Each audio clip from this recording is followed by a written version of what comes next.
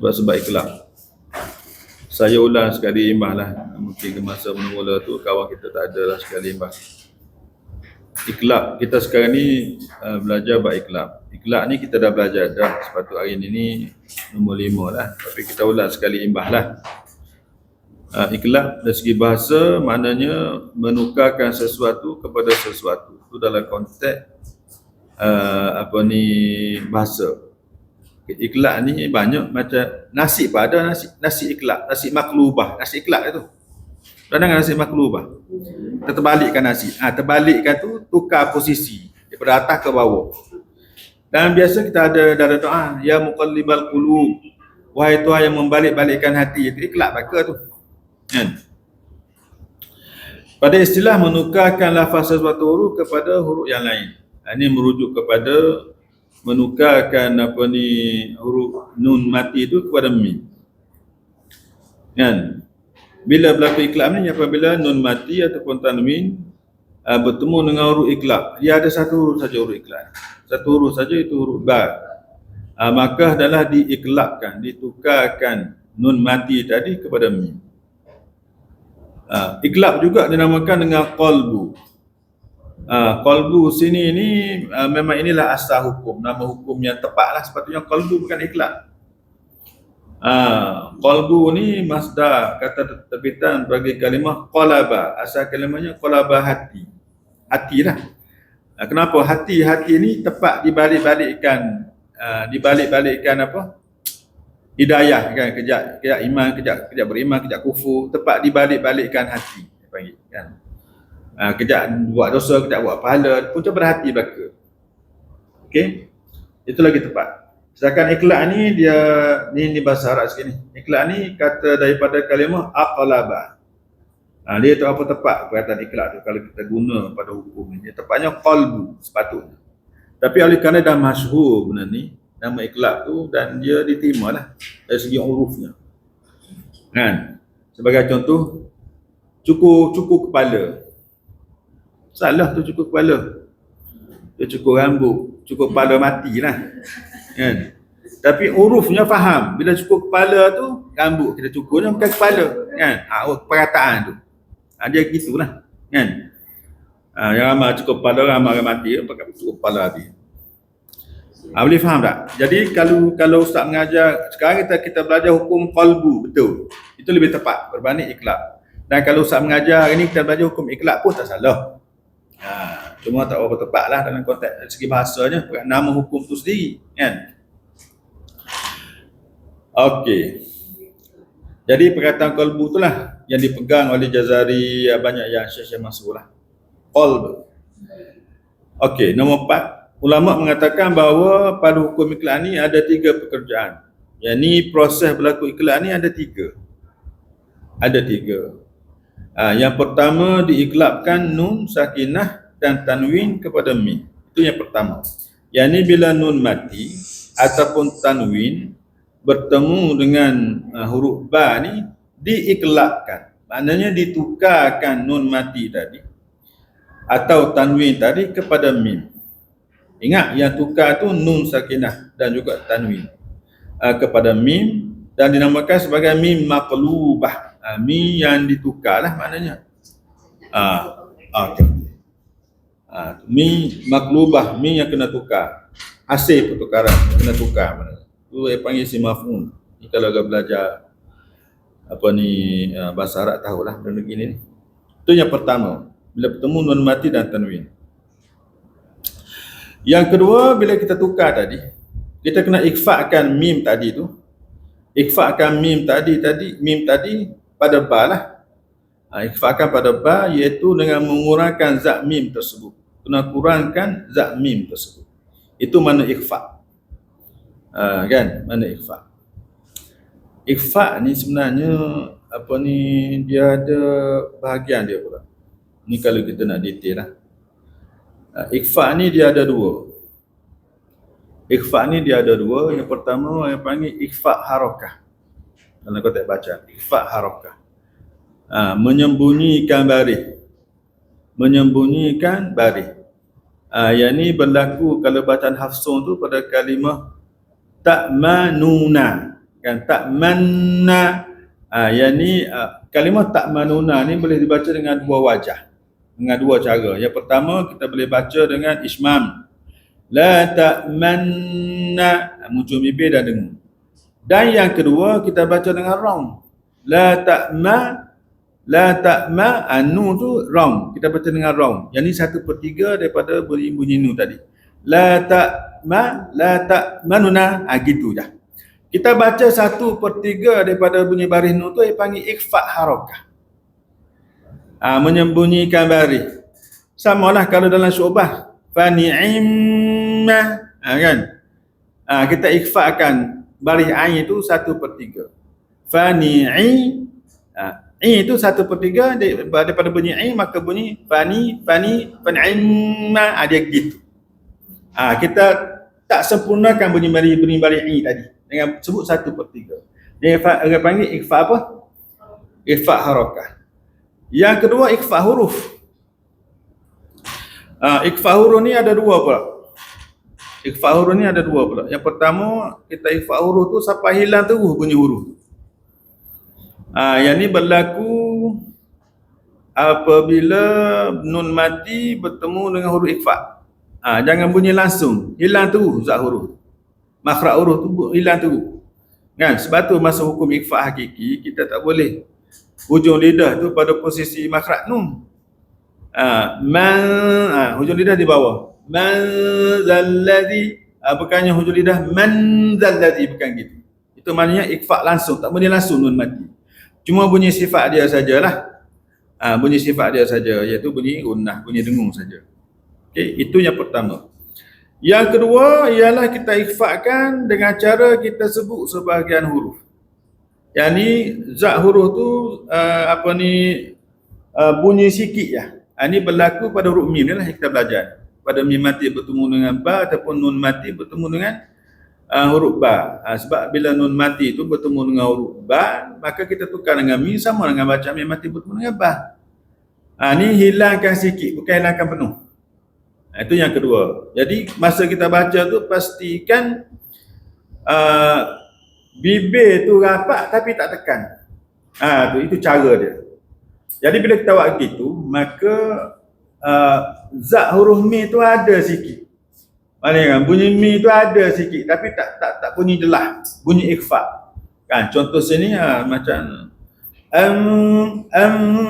bu, bibir tu. Bu, itulah ikhfa'nya, kan? Kalau kita tekan kuat, ambu dia akan jadi idgham, bukan ikhfa'. Ambu jadi idgham. Dan jadi dengung pun berbeza. Berbeza. Jadi kita nak kurangkan zat huruf dan nak kurangkan bunyi dengung tadi, dengung ikhfa' tadi, maka sekadar terletak saja bibir. Ini panggil ikhfa' pada huruf yang melibatkan mim mati bertemu mim mati bertemu dengan ba ataupun nun mati bertemu dengan ba, ini hukum ikhla'. Dengung pun kekal makam yang ketiga. Lepas tu bunyi mim pun tak sempurna, jadi terikhfa'. Kalau kita tekan kuat, dia akan jadi dengung banyak. Dengung yang makam yang kedua, dengung idgham. Pada masa sama, mi tu jadi jelas bunyi. Jadi bunyi mim mati situ. Maka salah. Boleh faham tak? Boleh Okey. Kenapa ditukar nun mati tadi kepada mim? Siapa boleh jawab? Kalau tukar kepada huruf tukar kepada huruf za ke ataupun huruf k ke j, apa kan boleh tukar huruf j contohnya. Kenapa tukar pada huruf mim? Yang apa dia? Yang pertama, okey, sebelum tu kena faham. Dalam konteks sebutan Arab, bagi orang Arab, kalau dia kekal nun mati tu, dia jadi susah. Yang ni kita akan belajar kejap lagi nombor 5 tu ada terang. Sebab kenapa susah? Kenapa iklab tu berlaku? Kerana susah nak lafaz bagi orang Arab. Nun mati kita nak buka bibir tu, amba tu bagi dia susah dan lebih mudah ditukar kepada mim. Kenapa nun mati tukar kepada mim? kerana persamaan nun mati dengan mim itu dari segi sifat dia. Ada gunnah kan, ada huruf lain lagi selain pada huruf mim yang ada gunnah kan? Tak ada. Mim tu ada gunnah sama dengan nun. Dia sama sifat tawassuk, izlaq sama berlaku. Cuma beza makhraj je. Kenapa pula tekan dengan mim? Itu dalam konteks sifat sama dengan nun. Dalam konteks makhraj, mim itu sama makhraj dengan ba. Jadi lagi mudah. Rapat bibir sekadar terletak, lepas tu bila kita rapat bibir tu nak sebut ba, bila habis dengung apa semua tu jadi mudah. Sebab posisi bibir kita tu dalam keadaan dah standby dah sebut huruf ba dengan lebih sempurna. Ambu kan? Jadi lebih mudah bacaan, lebih sempurna bacaan, ditukar nun mati itu kepada huruf ba, dan dari segi mutawatir bacaannya memang tak salah, memang begitu bunyi dia. Memang begitu bunyi dia. Maka wujudlah anggapan hukum iklab bagi nun mati. Yang bagi mim mati tu samalah, mim mati tu biasalah baca tu, maknanya dibaca dengan sama dengan iklab tadi, bibir sekadar terletak saja. Jadi pelajar dah tahu apa sebab kenapa bibir tu tak nak buka luar, dan kenapa bibir tu sekadar terletak sebab nak ikhfa tadi, tak nak jadi idgham. Kan, apa puncanya berlaku demikian untuk memudahkan bacaan bagi orang Arab lah, dan benda mutawatir daripada Nabi, begitulah Nabi baca, maka tak salah. Okey, boleh faham kan? Itu dalam konteks iklab. Dan ikhfa tadilah, ikhfa tadi kena ingatlah pembahagian dia tu. Ada ikhfa pada baris dan ada ikhfa pada huruf. Di mana ikhfa pada huruf tu ada dua. Ila tu huzah huruf, macam nun mati itu memang hakiki. Itulah ikhfa yang sebenar. Sebab tu wujud istilah hakiki tu. Ikhfa hakiki yang betul-betul ikhfa, tak bunyi langsung nun mati tu. Sembunyi terus nun mati. Ibarat gitulah. Ikhfa ni mana apa ikhfa? Sembunyi. Jangan bunyi nun mati. Jangan bunyi terus. Ada hakiki belakang tu sebagai taukid, sebagai nak terangkan kena jelas ikhfa tu. Jangan nak naik-naik jadi idgham, jangan. Kan? Manakala ikhfa syafawi tu ikhfa bibir ya. Maksud bibir kena jaga situ. Jangan nak buka luah jadi macam nun mati, ikhfa hakiki, dan jangan nak rapat betul jadi idgham pula, tak jadi ikhfa. Itu beza dia. Boleh faham tak? Jadi setiap nama-nama tu sebenarnya dia terangkan cara baca. Hasil pada bacaan. Okey. Jadi itulah yang minggu lepasnya. Minggu lepasnya kita dah bahas. Minggu ni kita sambung nombor 5. Nombor 5 ni sebab iklab. Macam saya cakap tadi lah. Iklab tu dibaca kenapa? Kerana susah untuk melafazkan nun sakinah atau tanwin dalam keadaan izhar serta menjaga gunnah. Dan maknanya susah sini itu dia akan jadi macam ikhfa hakiki lah. Kan? Jadi gitulah, sedangkan bila bertemu dengan ba, bibir tu dari segi bacaannya Nabi baca apa semua pun memang sekadar terletak. Kan? Okey. Serta menjaga gunnah, kemudian menutup dua bibir dan melafazkan ba selepasnya. Sebab iklab kerana susah untuk melafazkan nun sakinah atau tanwin dalam keadaan izhar, serta menjaga gunnah, kemudian menutup dua bibir untuk melafazkan ba selepasnya. Maka dengan itu diiklabkan kepada mim. Kan? Sebab itulah diiklabkan kepada mim. Sebabnya nak jaga supaya sebutan lepas tu jadi mudah. Dan pada masa sama bila dia tak tekan rapat bibir tu, dengun ikhfa tu berlaku. Ingat dengun ikhfa, bukan dengun idgham. Dengun ikhfa. Jadi bunyi gitu. Jadi suara hidung pun keluar, lepas tu suara mulut pun keluar. Kan ikhfa ni dengunnya makam yang ketiga kan. Kena ingat tu. Kalau kita rapat bibir, jadi banyak dengung tu. Jadi suara di bibir ni macam lebih tertutup lah. Dia banyak ke hidung. Jadi gitu. Maka tak sempurna. Dalam konteks bacaan ikhfa tu sendiri. Boleh faham kan? Okey. Diiklabkan kepada mim, tidak kepada huruf lain. Tidak kepada huruf ta ke huruf jim ke, kerana mim ada persamaan dengan ba. Ini macam saya cakap tadi lah. Mim ada persamaan dengan ba dari segi makhraj dan ada persamaan dengan nun dari segi sifat. Iaitu apa dia? Mim dengan ba ni bersamaan pada makhraj, iaitu antara dua bibir. Ba dengan mim ni di bibir belaka. Bibir rapat ba. Kan? Ma pun bibir rapat juga. Mim kan? Ma, ba, ma. Cuma kadar tutup bibir tu berbezalah. Kalau huruf ba, bibir tu kena rapat sikit. Ba. Sebab apa kena rapat sikit? Kena tekan sikit. Sebab ba ni kategori apa? Betul lah, dia di bibir belaka siapa tahu tu kan. Sebab dia syiddah. Suara tahan, nafas tahan. Jadi bila suara tahan, nafas tahan, kena tekan kuat sikit lah nak tahan suara dengan nafas ni. Ba. Kalau kita buka sikit bibir lah, wah, jadi kita dah wah, bismillah kan. Tak jelas lah bahasa keluar ke mulut tu sebab tak rapat. Ba. Mim ni pula dia taklah serapat ba. Kenapa? Kerana dari segi suara dia apa? Tak masuk. Jadi kena lepas sikit suara. Ma kan? Sebelum bunyi ma tu, keluar sikit. Ma. Dia gitu. Kalau kita rapat kuat masa rapat bibir kuat masa sebut mim tu, mak. Jadi tak sempurna. Dia bila ma tu mulut pun ada, mukammil di hidung pun ada. Suara di hidung. Dia kena ada suara di hidung tu. Dia panggil mukammil dan mukammal. Tu bukannya yang ni mi ni ibarat ada dua makhraj lah. Bunyi di mulut, bunyi suara di mulut dan bunyi suara di hidung. Dua suara lah maknanya. Cuma kadar nilai bunyi suara tu berbeza. Bila sebut ma tu di hidung tu paling sikit sekali suara, tapi ada di hidung. Ma kan. Nak ada proses tu kena keluarkan sikit suara, tak boleh tahan penuh. Sama bila dia mati. Alaihim. Tak boleh baca alaihim. Salam. Alaihim. Jadi nak jadi gitu tu bibir dia tak boleh rapat seperti mana rapat ba. Tak boleh. Kita baca alaihim tu kita rapat kuat lah tu. Alaihim kena relax sikit. Rapat belaka tapi berbeza bergantung kepada sifat dia. Ni kita kena faham lah sifat ni. Yang kita dah belajar ni nak tahu benda ni je. Kita belajar ni. Boleh faham semua?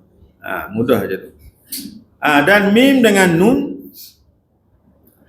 atau tanwin bersamaan pada segala sifatnya, sama dengan sifat nun dengan mim, dengan jaharnya, tawassutnya, istighfar, infitah, izlaq dan juga gunnah. Ada dengung lah. Okey. Seterusnya diikhfakan. Cuma kalau tanwin, tak ada contoh tanwin sini. Okey, ada bawah tu. Sami'an basira. Ni saya tulis lah. Ni sebagai maklumat je lah. Sami'un. Bukan sami'an. Sami'an kan. Sami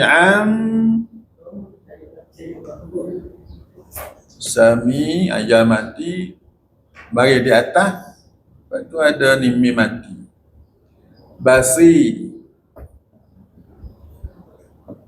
Basira kan, betul aja. Okey. Asal kalimah sami'an ni gini.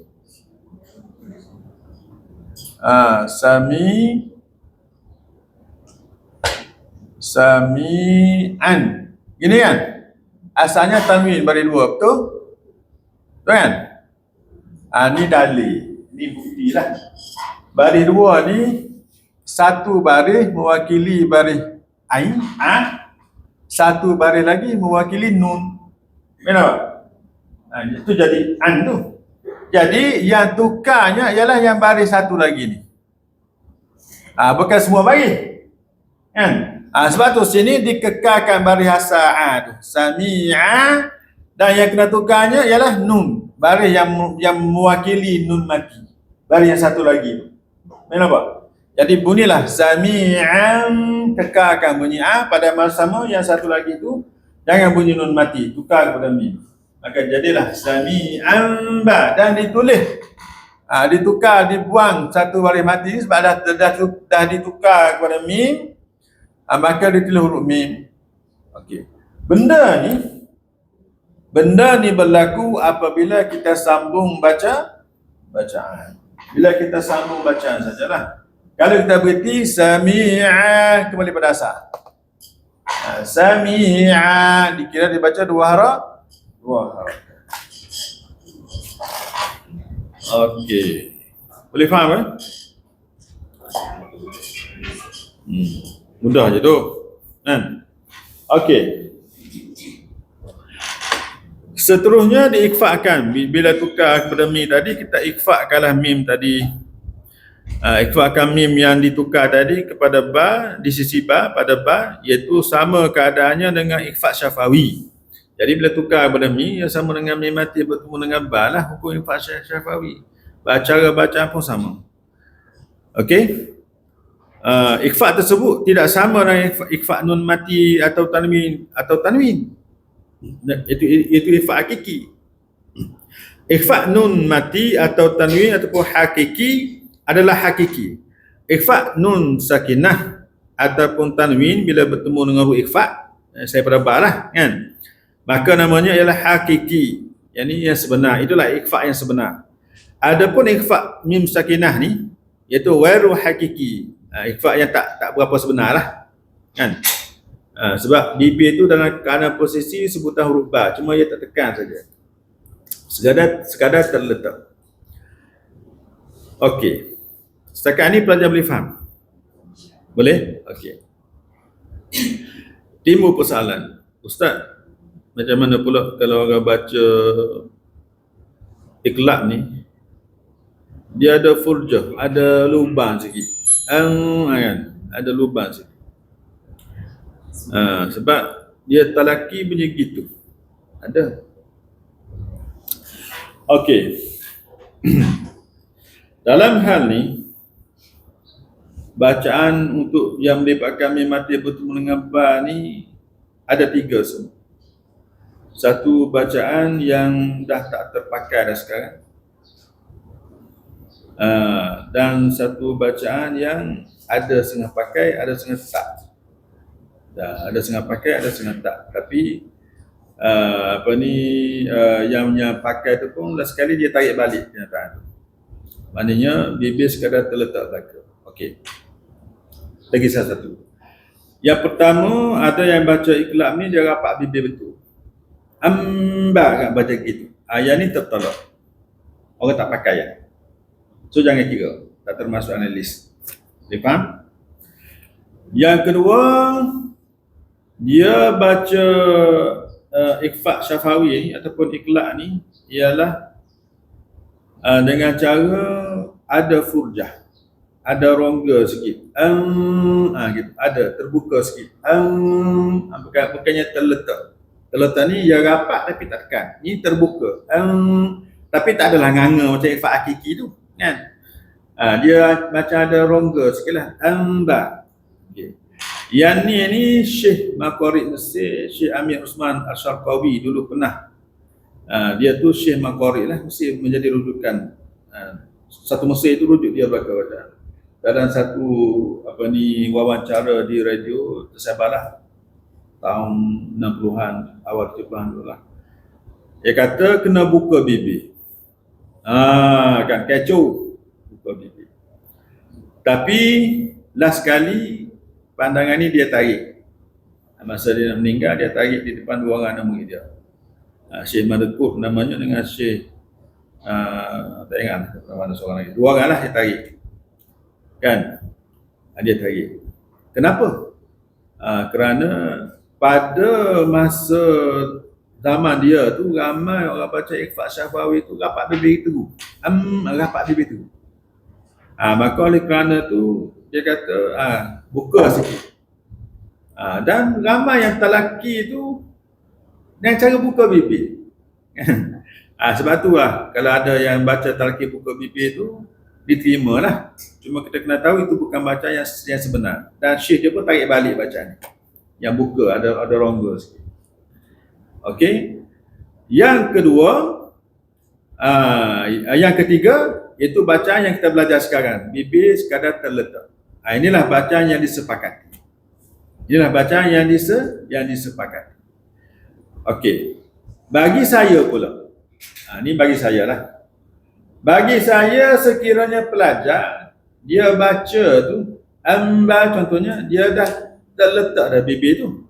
Ustaz, saya baca terletak dah bibir saya tak tekan pun, tapi bunyi tertekan. Amba bunyi gitu. Bagi dianya dah terletak. Tapi kita dengar tu dah rapat. Bagi kih macam ni, dibolehkan dia buka sikit lah. Kan? Dalam keadaan dia kena berlatih.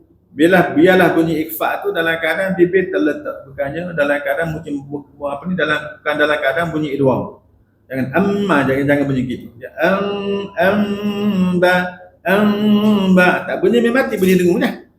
Pada masa sama bibir tu dalam posisi sebutan ba ataupun sebutan mim. Tapi tak bunyi mim. Amba, untuk kita mudah melafalkan huruf ba tadi. Kan? Itulah jadi dalam kita tentu ingkihlah sekiranya dia baca ikhfa syafawi ni bunyi macam idgham, amba bunyi gitu, dibolehkan bagi dia untuk buka sikit bibir dalam keadaan dia dah berlatih lama dah, tak jadi-jadi. Daripada kubu sampai kubu balik tak jadi-jadi. Kan? Jadi untuk dia saja. Dibolehkan saja. Untuk dia seorang saja, bukannya untuk semua orang. Yang semua orang yang kita kena train ialah bibir sekadar terletak, pada masa sama kena ada dengung 2 harakah. Itulah yang disepakati dan itulah baca yang asah, yang disahkan. Boleh faham? Boleh? InsyaAllah. Itu sajalah untuk hari ini. Kalau dah faham, alhamdulillah lah. Apa dia tu? Ustaz dia suruh dapatkan tak maksudnya ikut keadaan belajar untuk belajar aku ya. Bergantung pada penilaian dia lah.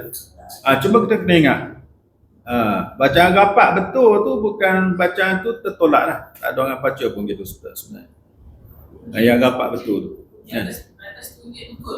Mungkin pada pendengaran dia bacaan tu bunyi macam idgham ikhfa hakiki ke, bunyi gitu, dia suruh rapatkan lagi, pelajar rapat bunyi lagi. Kena rapatkan lagi. Kan? Itu bergantung pada dia lah. Bergantung pada, tapi biasanya bila ustaz ni terang bibir tu terletak, belajar pun dah boleh buat gambaran dah. Yang ni bacaan dah betul dah kebiasaannya. Jangan sangat laki berlaku. Kan? Jangan sangat laki berlaku, bibir kena rapat betul. Kan? Rapat betul ni pernah berlaku, bacaan rapat betul tu wujud yang Syekh Amir Osman tadi tu. Dia suruh buka. Sebab ramai yang baca dengan cara macam, kalau rapat betul tak? Itu orang tu lah maknanya. Sedangkan saya kena ikhfa. Bacaannya kena ikhfa. Jangan bunyi mim mati. Jadi mustahil kalau rapat bibir betul, rapat kuat lah, tapi tak bunyi mim mati. Mustahil lah. Mustahil. Sekadar terletak sah. Kenapa terletak tu? Pertama nak ikhfa. Tak nak bunyi macam bunyi mim mati. Yang kedua nak memudahkan kita melafalkan huruf ba. Amba. Boleh? Ustaz, bila dia kata tutup mulut tu, dia kena pastikan suara hidung dan suara mulut. Kena pastikan ada dengung di hidung. Pada masa sama tak bunyi mim mati. Ejah dah bibir tu jangan bunyi mim mati. Amba. Pada masa sama nak sebut ba tu mudah. Amba. Kalau kita nganga, pertama dia jadi situ nun mati bukan mim mati. Nampak? Ikhfa itu ikhfa hakiki nun mati. Amba. Yang kedua nak sebut ba tu payah. Amba payah. Berbanding dengan amba lagi mudah. Satu kena pastikan jangan tekan kuat lagi. Walaupun dia kata tutup bukan lagi. Itulah maksud terletak. Itulah maksud terletak. Bibir sekadar terletak. Tak faham terletak. Tak ada tekanan. Tak ada tekanan, terletak. Kan itu tak mungkin. Tu saya tak nak hurailah pasal guru lain. Tu saya tak nak hurailah. Tak mungkin dia faham tu lain, cuma mungkin salah sepsi huraian dia, arahan dia. Tak tahulah, wallahu alam. Saya tak tutup, saya sebut tak terlalu tak merapati. Jadi kena tekan betul-betul, jangan buka, jangan ada furjah, jangan ada rongga. Ya, lepas tu jangan tekan kuat. Bahasa yang sesuainya terletak. Itu bahasa sesuai, terletak. Itu maksud terletak. Kan, kalau tak tekan kuat je lah. Kan, buka tu je lah. Mungkin saya tak letak apa ya. Tak tahulah wallahualam. Tu atas penilaian pada guru tu lah. Ustaz, Kan. saya pernah dengar tak senipis ni yang ruang dia senipis helai getah. Okey. Dia yang selai getah tu bagi yang ada furjah. Bagi dia amal furjah tu boleh masuk satu bibir, satu helai getah lah. Dengan syarat satu helai getah tu masuk dalam keadaan getah tak rosak dan dia boleh masuk. Gitu. Tapi ukuran tu ukuran yang ada furjah tu. Bukan tahap. Yang ni kalau buka pun buka sikit je sampai boleh masuk selai getah. Yang ni bibir terletak rapat tapi tak tekan. Dia masuk getah dah kan. Tapi tak tekan. Itu beza dia. Jadi yang mengajar dulu supaya buka furjah tu sikit je lah. Tapi itu bukan bacaan yang sebenar dan ditarik balik asal akhir-akhir. Kan? Sebab tu walaupun ditarik balik, kita baca gitu pun diterima juga sebab yang mengatakan tu Syekh Maqari juga. Kan? Jadi ramai yang pegang pada tu lagi lah, yang pegang pada tu lagi dan yang mengajar tu pun ada lagi. Yang pegang pada tu walaupun ada ditarik balik. Boleh? Itu saja. InsyaAllah kita sambung minggu depan dengan hukum ni lagi pening sikit lah, ikhfa. Ikhfa. InsyaAllah.